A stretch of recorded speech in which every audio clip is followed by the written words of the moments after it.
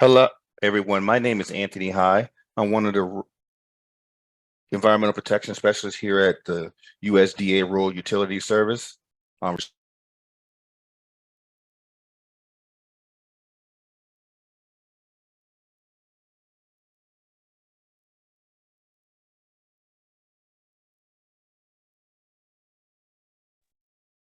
Hello, everyone. We're going to pause for just a moment as we wait for everyone to join the virtual platform. Then I'll be going through a quick housekeeping and turn it over to our presenters. If you'll just stand by for another 30 seconds, and then we will begin the presentation.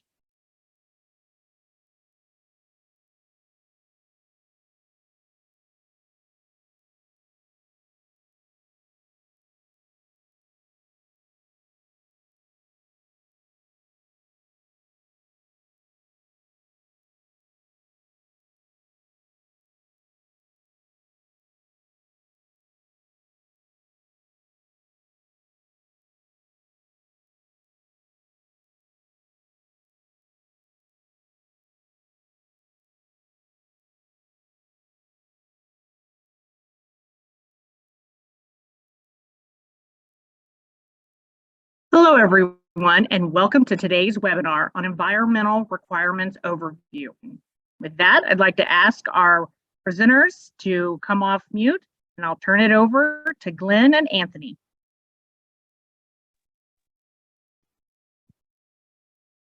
Welcome again, everyone. My name is Anthony High. I'm an environmental protection specialist here with USDA Rural Utility Service Telecommunications Program, specifically the Policy and Outreach Division Engineering Branch. And I'm responsible for facilitating the environmental review process for all telecom programs, specifically like today for the ReConnect program.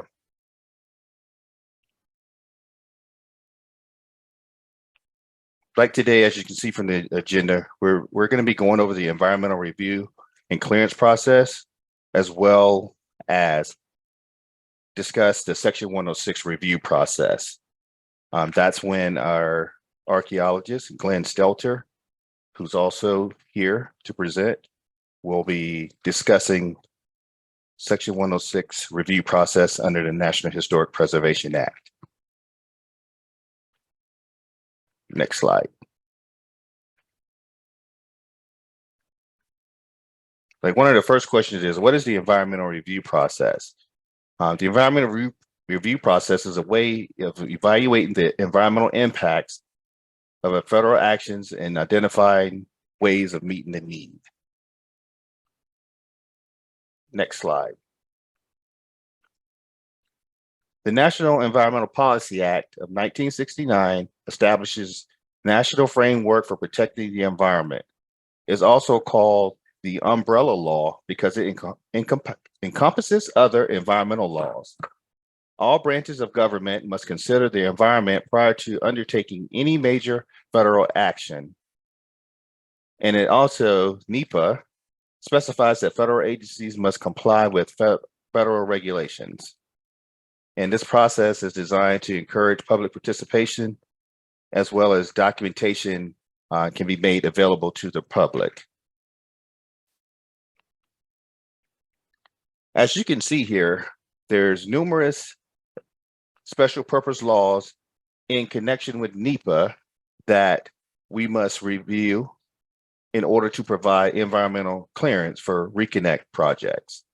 As you see there, like the Endangered Species Act, National Historic Preservation Act, which we'll be discussing later, as well as, the Clean Water Act and other executive orders to include floodplain management, wetland protections, and environmental justice. Next slide, please. Here, as you can see, RUS's environmental regulations can be found at 7 CFR Part 1970. And as a side note, majority of the ReConnect projects are categorically excluded under NEPA. Next slide, please.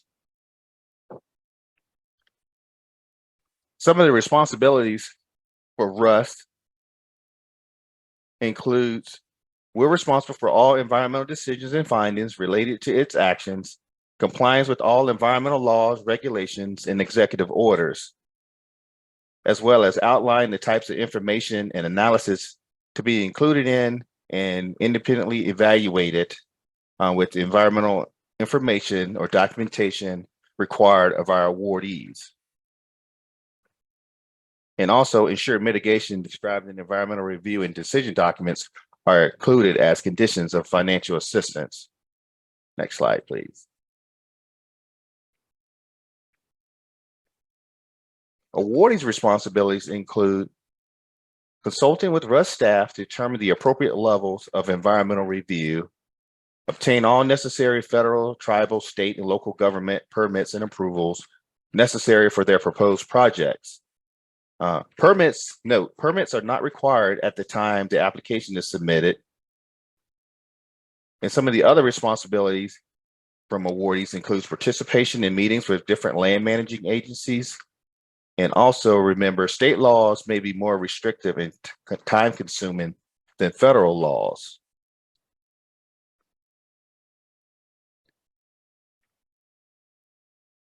To continue with awardee responsibilities, awardees should not take any actions that may have an adverse impact or limit choice or reasonable alternatives during the environmental review process, such as demolition, land clearing, or initiation of any types of construction.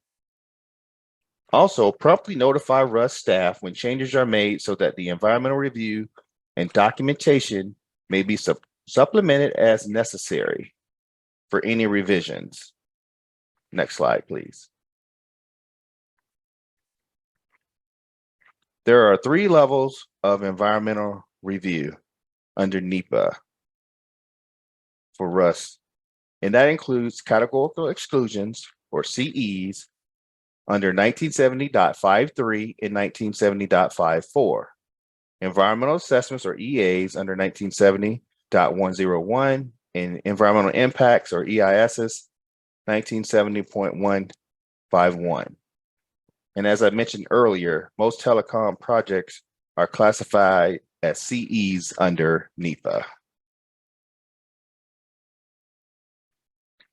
And before discussing the extraordinary circumstances, the environmental questionnaires that you awardees complete during the application process, your site route EQs, project EQs, and your NHPA Section 106 project EQs, that information is used to assist us in completing the environmental review process, as well as determining the appropriate level of environmental review.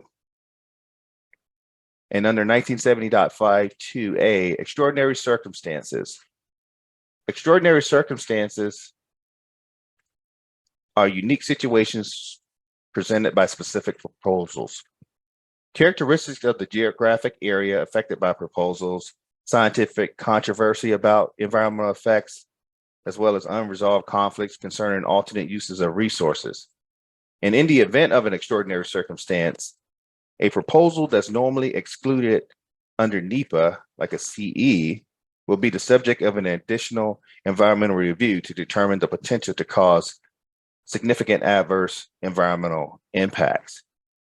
Therefore, if an extraordinary circumstance is identified, RUST may require an EA or an EIS. Next slide, please.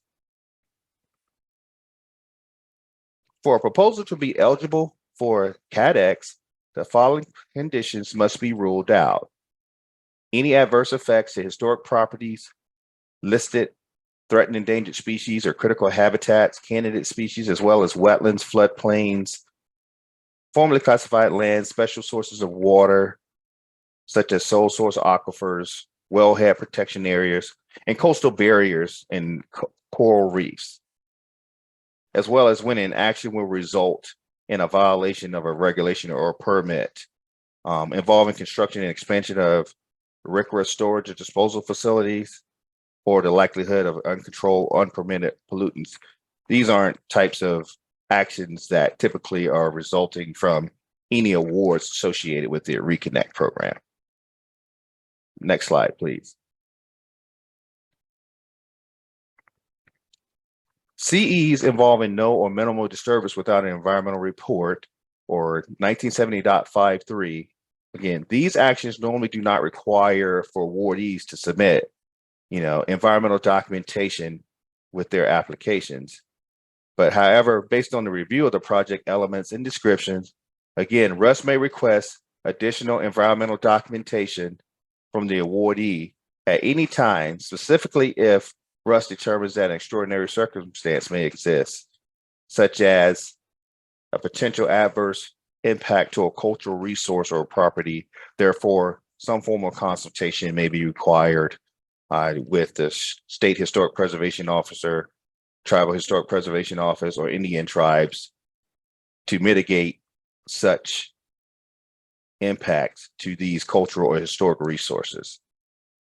And some examples of some actions classified under 1970.53, which doesn't typically require an environmental report, include minor amendments to previously approved projects, upgrading or rebuilding existing telecom facilities, or addition of area cable and existing poles and existing rights-of-way, buried fiber cable and develop existing rights-of-way, as well as co-location of telecom equipment on existing infrastructure. Next slide, please.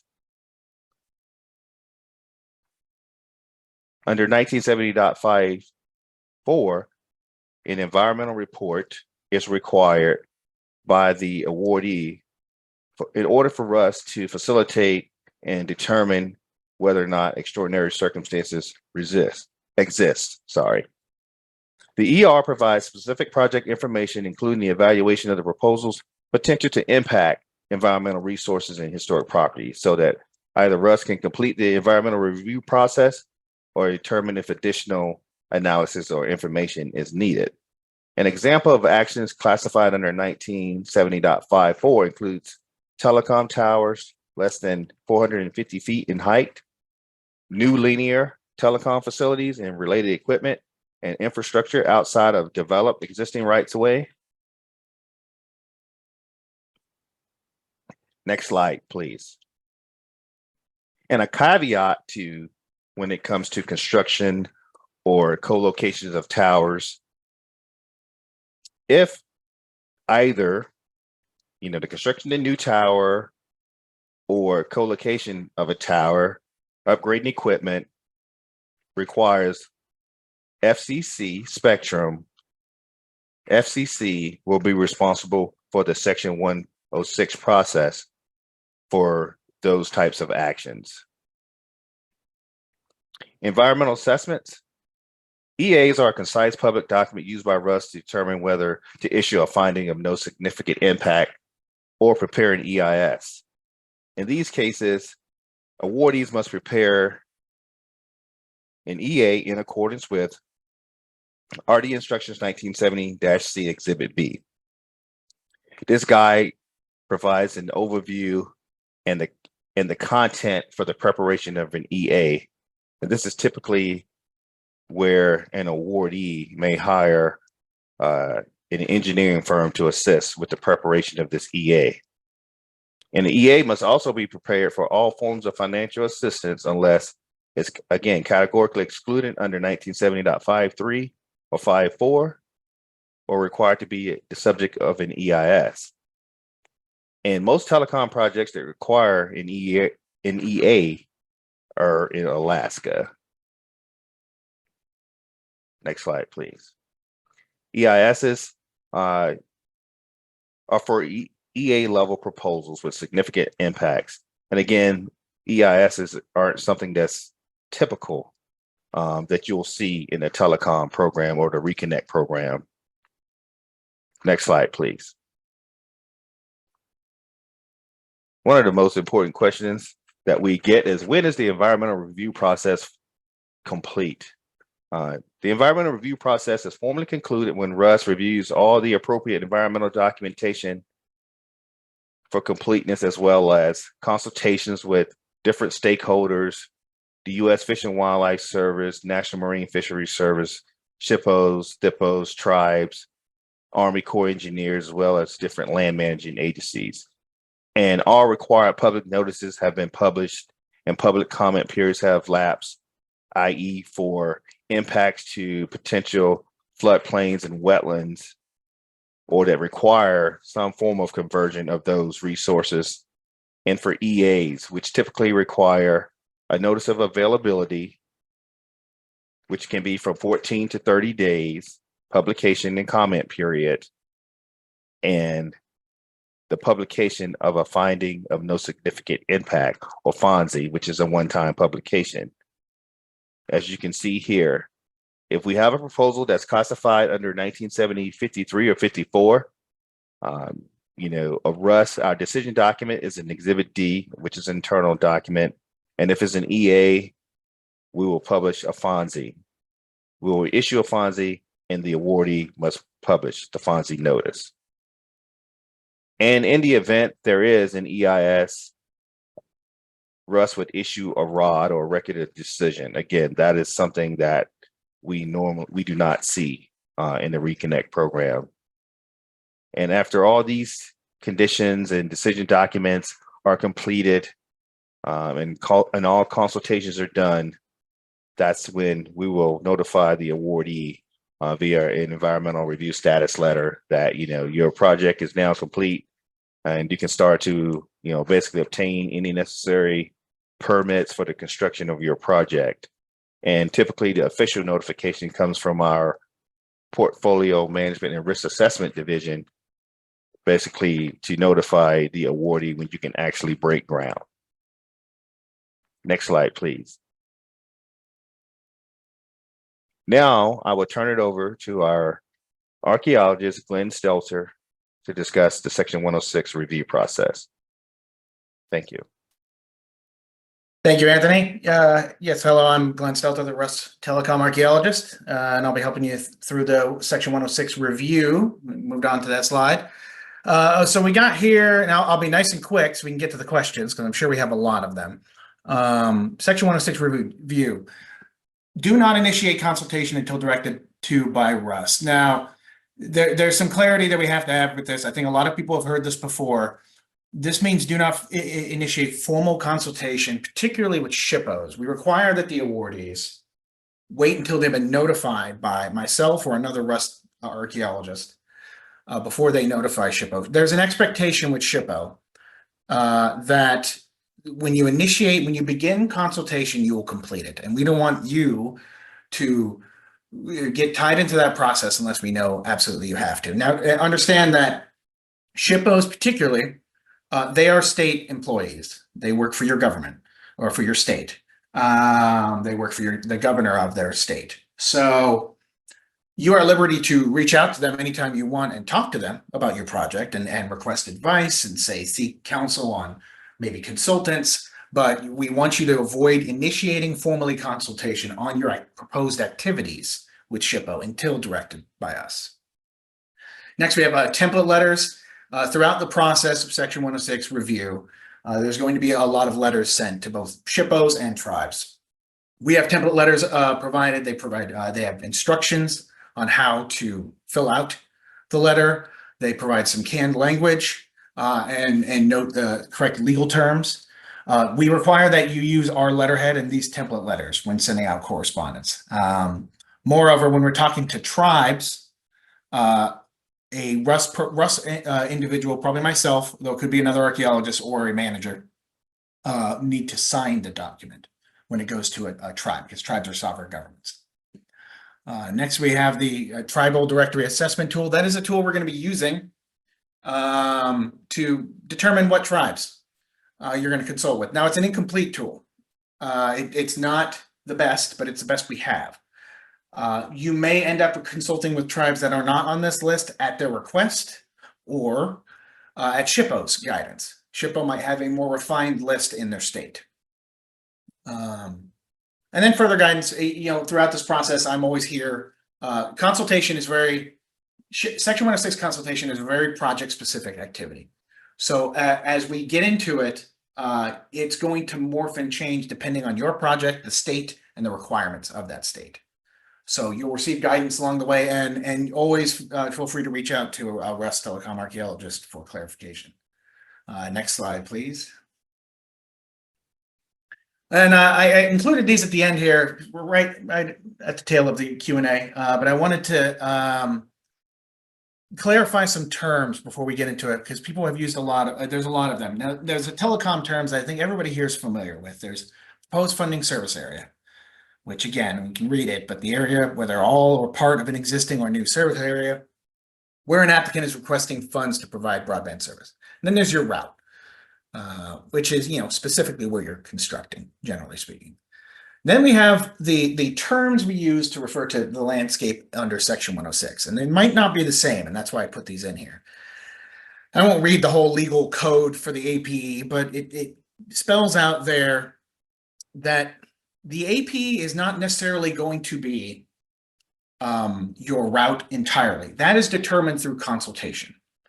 If your route is 100 miles and through consultation, we determine that only 10 miles of it are at risk of impacting historic properties, that 10 miles is going to be the APE, but you're still going to have a route that's 100 miles. So they're different, there'll be different terms for the landscape and how we're referring to it. Then there's the research area. I've had people get nervous when I say things like, hey, they're going to pull for the desktop study, they're going to look at records up to 5 miles away from your APE. This is purely where they're going to be pulling records to write up the research report for your proposed activity. That does not mean we're going to require anybody to do an inventory or survey of something 5 miles away. This is just to understand this through the class 1 document is a tool that we use to make a determination of the proposed effect and how it can affect historic properties. And we need to know what we know and what we don't know in the area to the best of our ability. So that's what the research area is. So all of these are not necessarily the same thing. So as we're going forward, if you have a question about the PFSA, know that you might not be answered by a discussion of the APE. These are different terms to refer to your project on the landscape. And that's it. Next slide, I think. Yeah, and now we're already in the Q&A. See, nice and short. All right, thanks Glenn and Anthony for your presentation. If anybody has questions, please feel free to put those in the Q&A box and we will get to as many as we can during the remainder of our time. Anthony, the first question I believe is for you. Can you clarify if the NEPA process requires final core permits to be signed, either CE or FONSI? Yes, when it comes to permits, and I guess we can say which permit typically section 404 nationwide permit 57 for electric and telecommunications. We don't need to have the permit completed, signed, and everything by the Corps.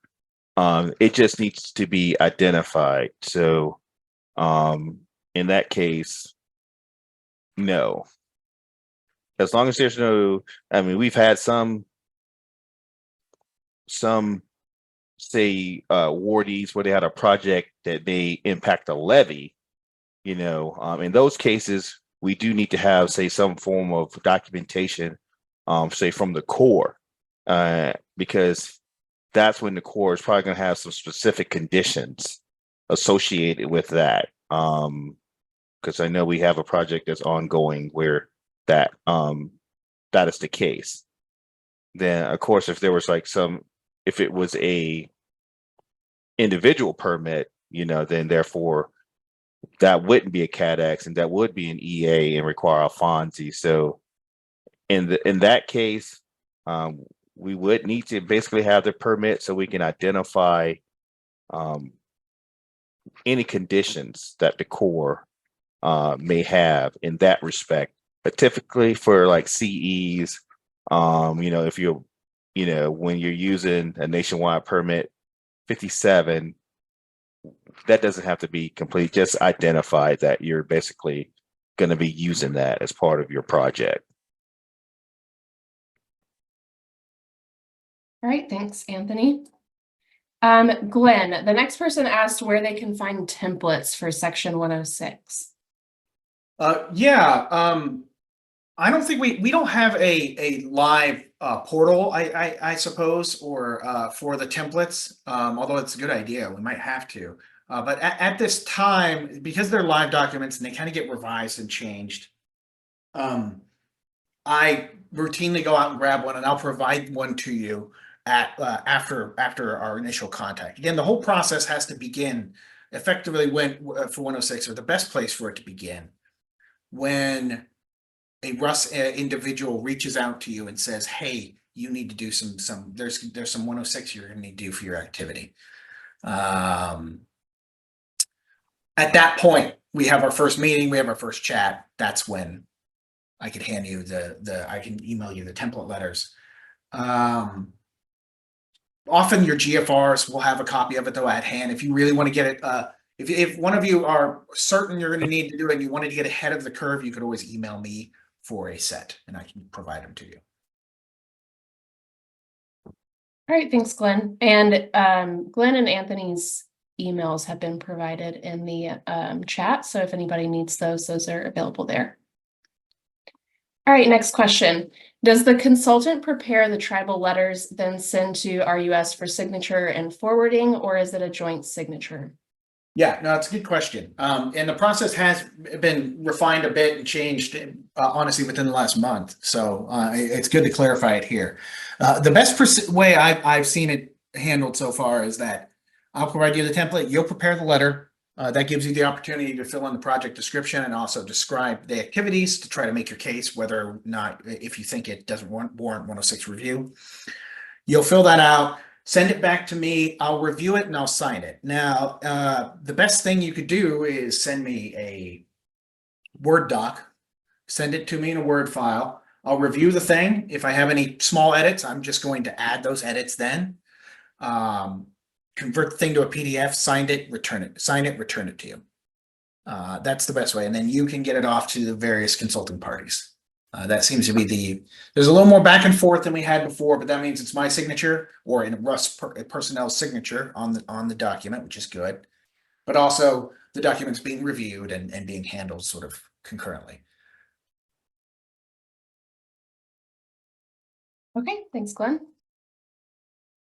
Does each state have an environmental coordinator, or do awardees communicate directly with staff in DC? What is the flow of communication there?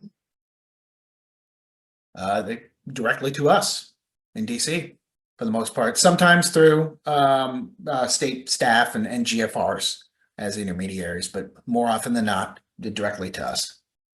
Yeah, and the first part of that, pretty much each state does have an state environmental coordinator, but they do not administer the ReConnect program, telecommunications programs at the state level.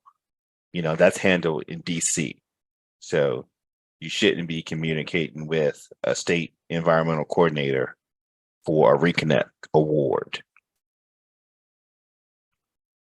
Perfect. Thank you both for that.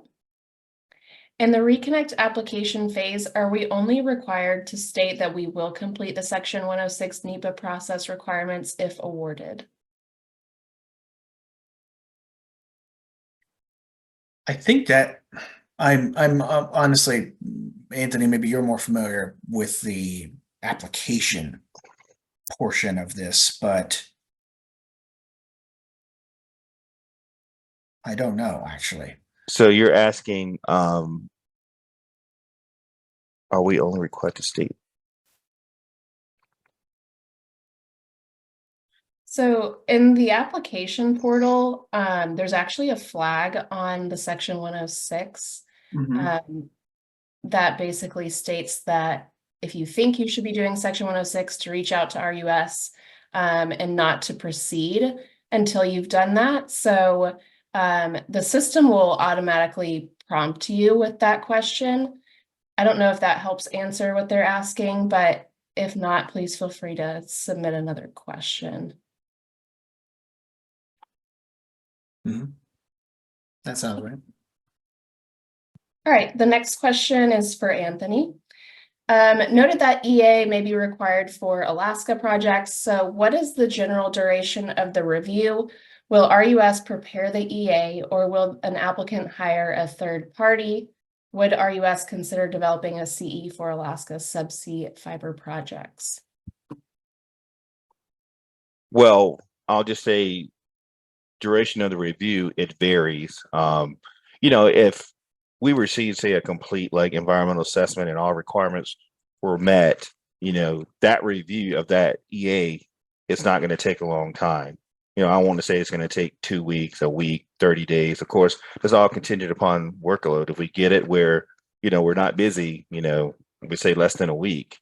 But when it comes to the preparation, yes, an awardee should hire, engineering or environmental professional to complete the EA. And you may have to hire, have a cultural resources firm as well, management firm or CRM, to handle the Section 106 portions of that project. And in the last question, would Russ consider developing a CE? Currently, like Russ, we have 2 CEs, a .53 where there's no formal NEPA document, but we may request some additional supportive documentation just to rule out the extraordinary circumstances, So when you're saying a CE, are you saying like the CE with a NEPA report, or are you just saying a straight CADX? But either way, especially in Alaska, with the resources there, it's going to be a lot of supportive documentation and potential consultations with like NEFs, NOAA, pertaining to, let's say, essential fish habitat assessments, as well as some of the requirements under Section 7 of the Endangered Species Act and the Marine Mammal Protections Act. They're going to require some form of consultation, no matter what level environmental review, whether it's a CE or an EA. And whether or not, will we be specifically developing a CE for Alaska subsea fiber projects? I can't really answer that question right now.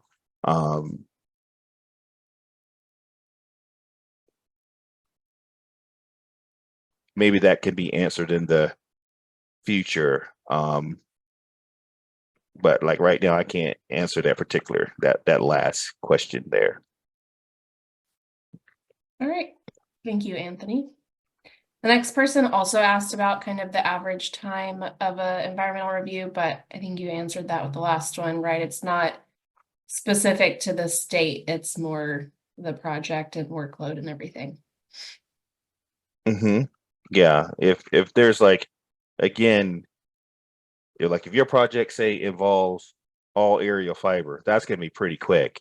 It's more than likely there shouldn't be any Section 106 impacts. And it contingent upon if there's any, land managing agencies involved, and there you may have to receive a special use permit. It could be an existing easement, or the awardee may have an existing, like easement, whatever it may be. Those projects typically go quicker, than one that would involve buried fiber construction.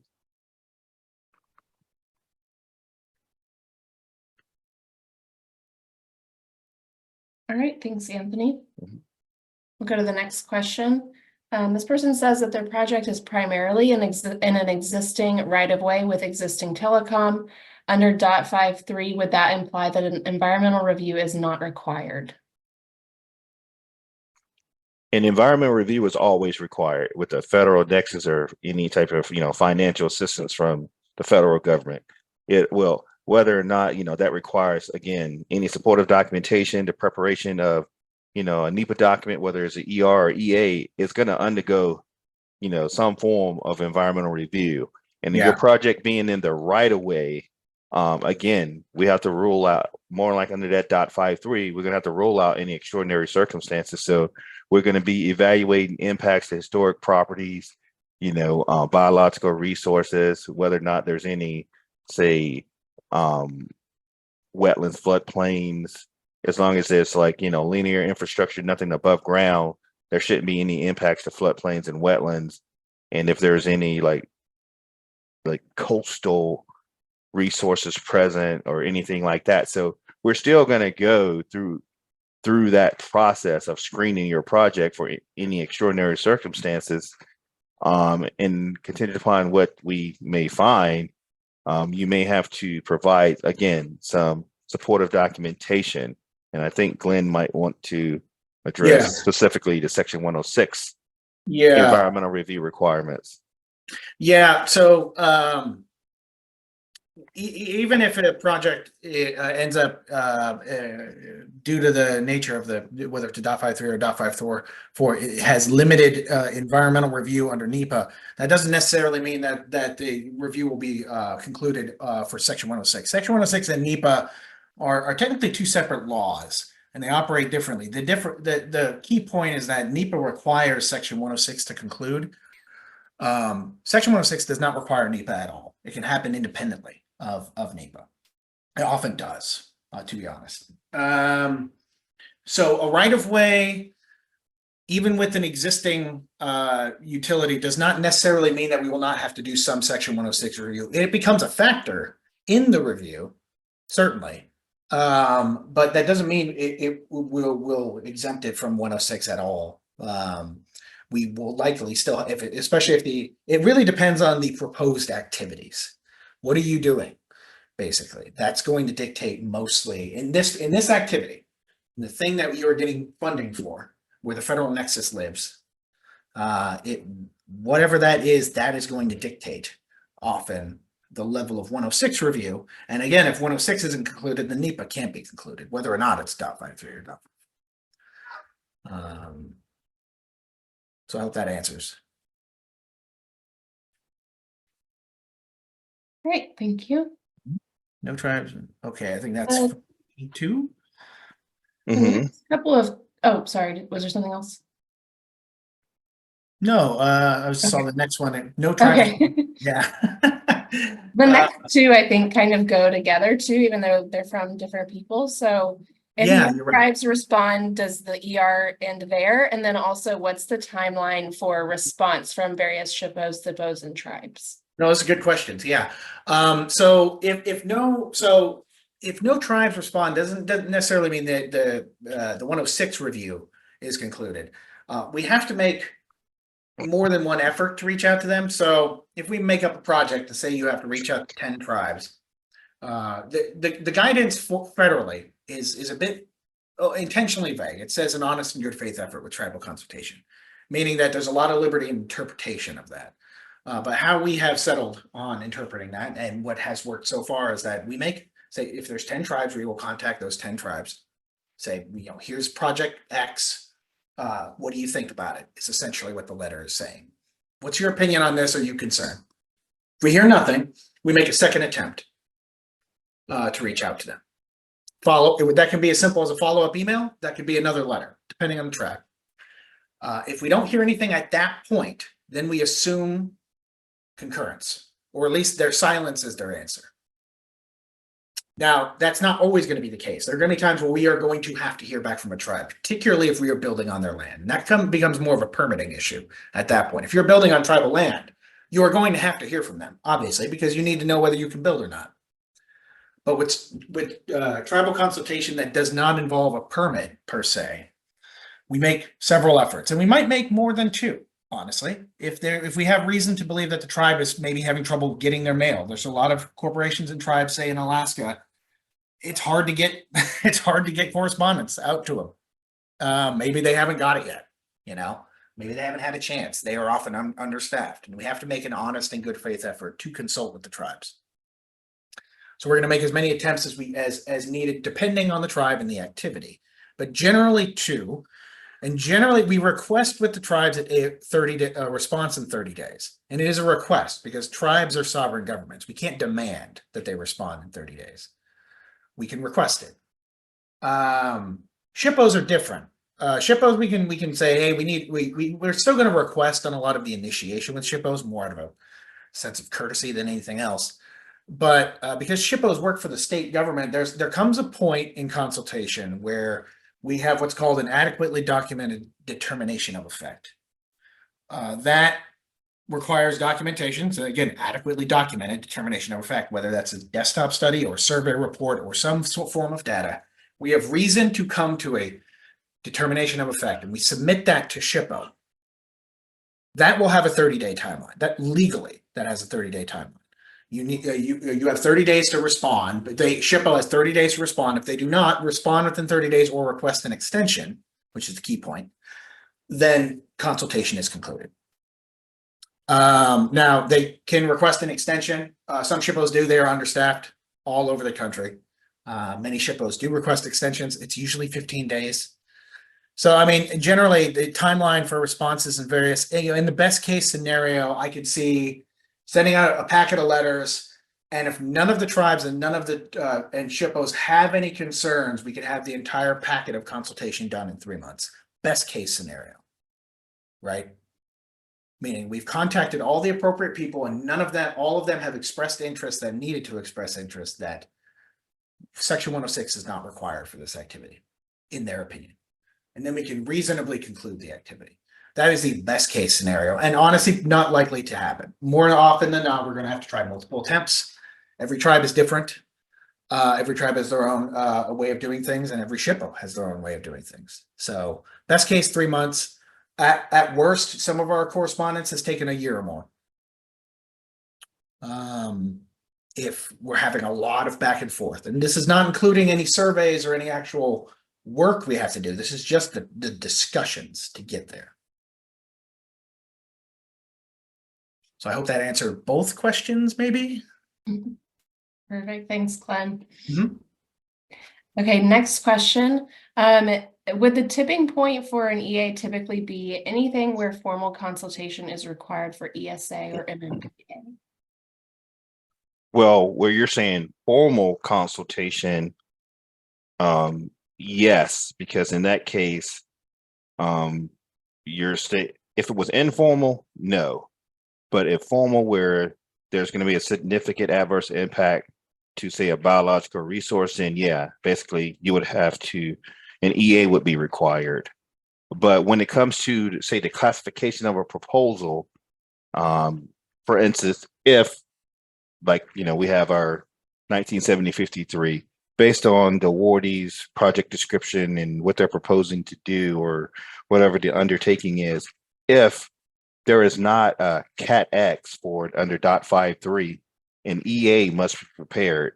And also, if you, just a threshold here for a tower, if your tower exceeds 450 feet, an EA has to be prepared.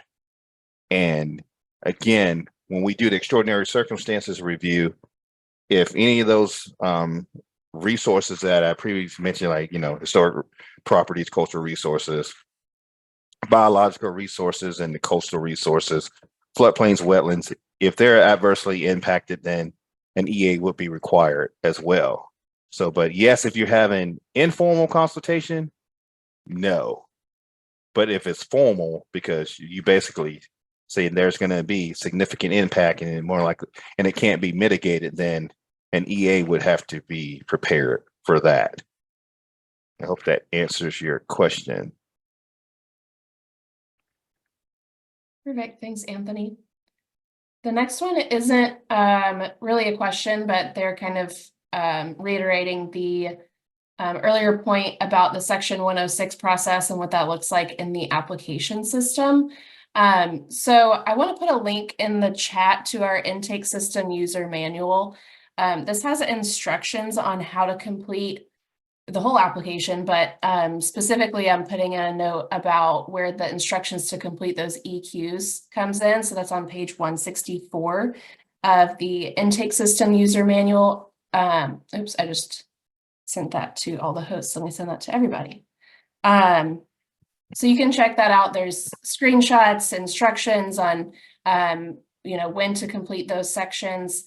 And again, there is that note in the application system to not complete Section 106 unless you've been instructed to do so, and to reach out to RUS. If you have any questions or doubt about it, please just reach out to us.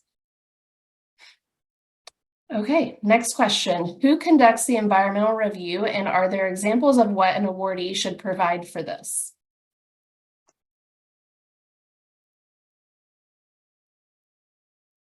Oh, the environmental review.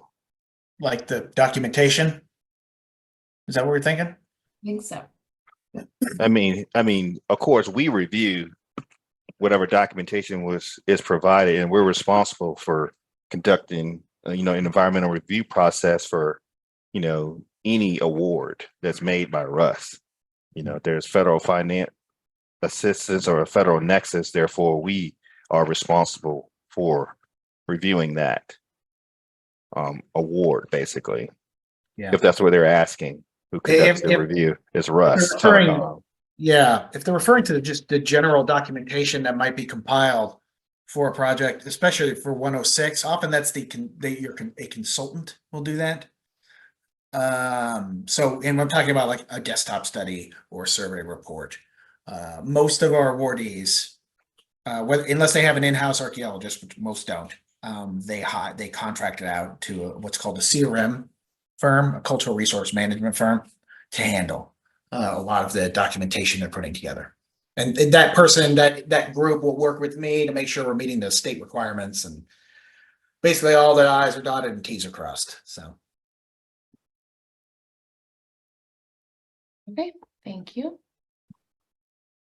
Yeah. Regarding SHPO consultation, can you elaborate on the deliverables that are in the packet to SHPO for an adequately documented determination? Yeah, no, it's a good question, and I'm going to give the terrible. I'm not a lawyer, but I'll give the lawyerly answer. It depends. Unfortunately, every SHPO has their own. SHPOs are given guidance to administer the protection and handling of the historic properties and the general archaeological concerns of a state. They're given a lot of liberty to do it on their own, and so the people who are running a particular SHPO will decide what is adequate and what is sufficient. There are some things we can generally expect. So at a minimum, you're going to need good maps that really detail where you're building on the landscape and what you're building. You're going to need clear project descriptions. Again, these are descriptions that they're going to non-engineers, right? They're going to archaeologists. So not descriptions talking about the material types of the wires you're using, more just are you digging and how you're digging, right? That's what they're concerned about. And then, who you've talked to, let's say. If you've already engaged in consultation with other parties, if you're in the middle of talking to a tribe and the tribe says, hey, we're worried about this, that SHPO is going to need to know that too. Those are the minimum, but some states have online portals where you can upload all of this information independently, and then they run it through a program. Somebody there looks at it and they say, this is what we need. This is how this is going to work. So on and so forth. Some states, it's a dialogue where we're emailing them and saying, what do you want? They say, well, we'd like this here. And then we get it to them. And then we have a talk. Some states, it's a formal packet with descriptions. You can go to the website and it'll say, like, if you want to submit to us formally for Section 106 compliance, an adequately documented determination of effect requires X, and it'll list everything out. It'll depend on your state. Unfortunately, there's no sort of federal standard, let's say. Okay, thanks, Glenn. Can you elaborate where the FCC would fall into this process? Is the whole Section 106 process in line with FCC requirements? And by extension, are these projects using the TCNS portal for tower construction? Okay. The FCC, if say awardee proposes to use FCC spectrum for their telecom tower or co-location, the FCC basically regulates that license. So for those facilities. So if, again, your co-location and tower is going to require FCC spectrum, then you have to go through the FCC and not the whole section one. Well, if there's additional, like you're constructing a tower, you're going to have buried fiber, overhead fiber. Yeah. RUS reviews that portion of the project. So Typically- FCC, yes.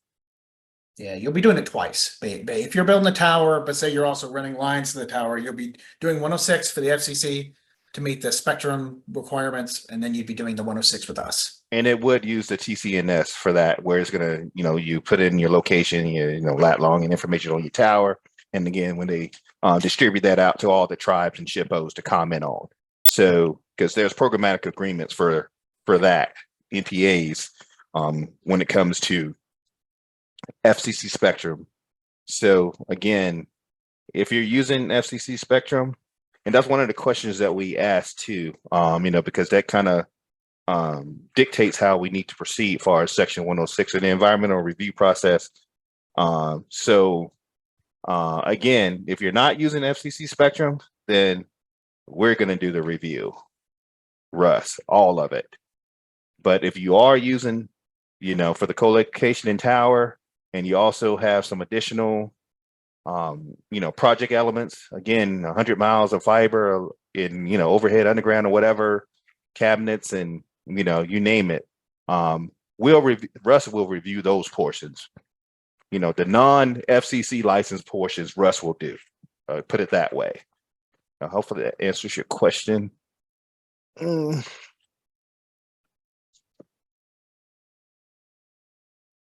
right, thank you. Our last question, I think y'all have kind of answered, about the process to review these and kind of some of the challenges and why it takes a while sometimes to review. But is there anything applicants can do to streamline this process? Any tips that y'all have when it comes to the applicant and kind of preparing their environmental components? For me, I'll just say continue to be responsive. And if you don't get a response from us in a timely manner because of our workload and we have limited personnel, reach out to us, as a reminder. But for the most part, majority of awardees we work with, they are responsive. So streamlining, we're always looking internally for ways to kind of streamline the process. And I'm thinking in the future here, future rounds, hopefully even your awardee should benefit and see some of those internal improvements. Absolutely. Some streamlining, I think, try to prepare ahead. The more you know about where you're going to build definitively ahead of time, the easier it's going to be. I understand that's limited depending on the award, but if you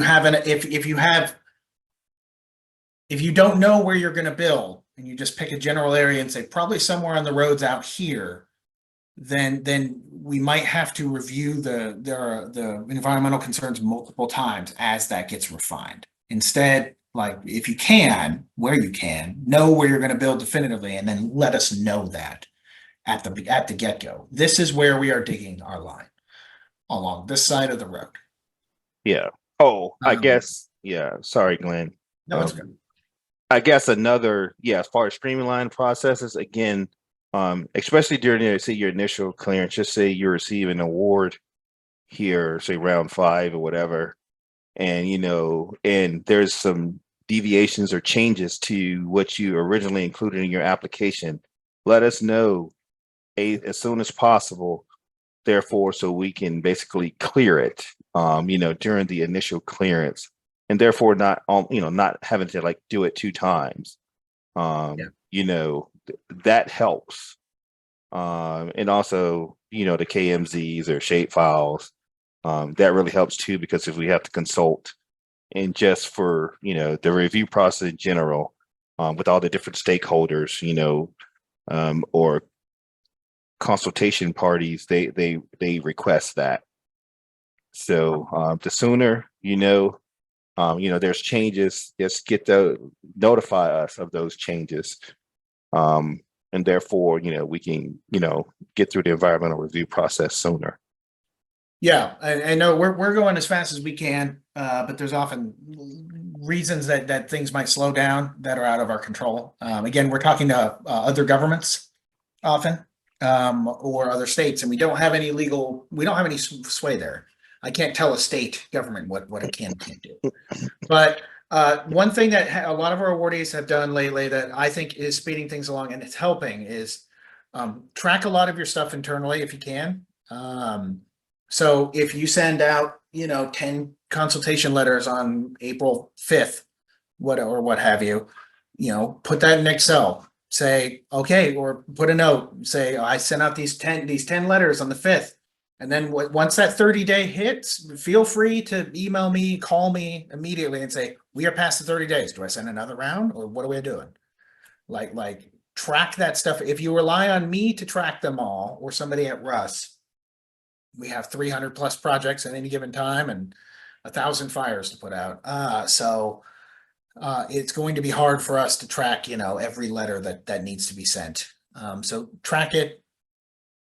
Yeah. Poke at it. Feel free to reach out to us and say, hey, you said contact us and to contact you in 30 days or 2 weeks. I'm doing it and keep doing it until I answer. It will not bother me if you follow up every day because you really need a question answered. I'm not going to be offended. It just means that I know that this is important. So Yeah.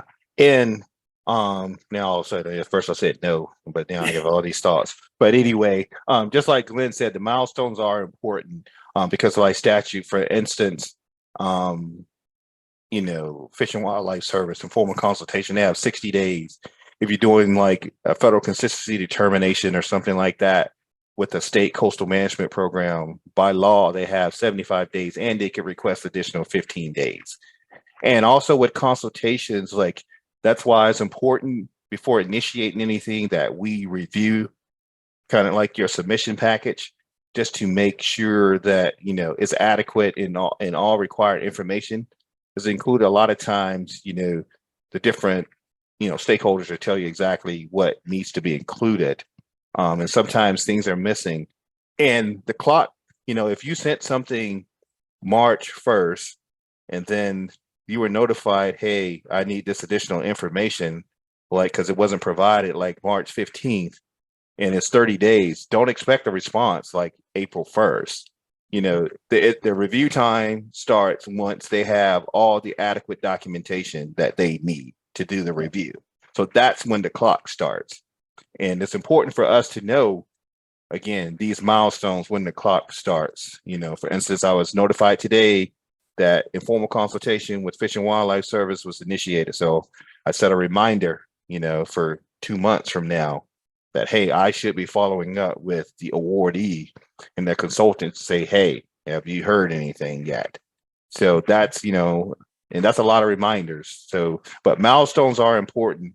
And that's what, by law statute, we have to wait certain time frames for certain things. And once those have elapsed, then, the sooner we know that, again, we try to track that internally as well, but that's a lot of tracking, honestly. So, yeah. But like Glenn said, if you can kind of track that internally, that would help the process as well.